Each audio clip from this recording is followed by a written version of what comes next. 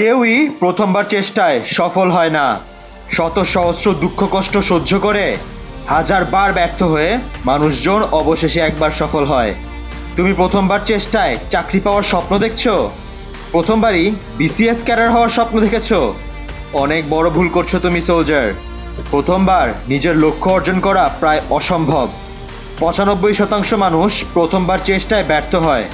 তোমার ক্ষেত্রেও ব্যর্থতা আসাটা খুবই স্বাভাবিক, কিন্তু তুমি ব্যর্থতাকে মোকাবেলা করবে কিভাবে? হাল ছেড়ে দিয়ে বসে থাকবে, আমাকে দিয়ে কিছু হবে না এটা বিশ্বাস করে নিজেকে গুটিয়ে রাখবে, নাকি আরও একবার চেষ্টা করবে তুমি? দেখো সোলজার, তুমি যদি হাল ছেড়ে দাও এখন, আর জীবনেও তুমি সফল হতে পারবে না।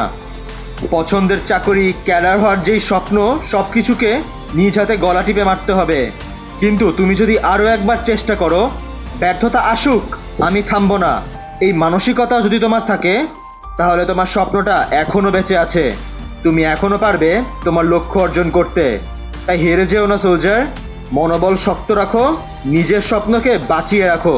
যতক্ষণ না সফল হচ্ছ, হার মানবে না, চেষ্টা চালিয়ে যাও প্রতিনিয়ত, সাফল্য আসবেই।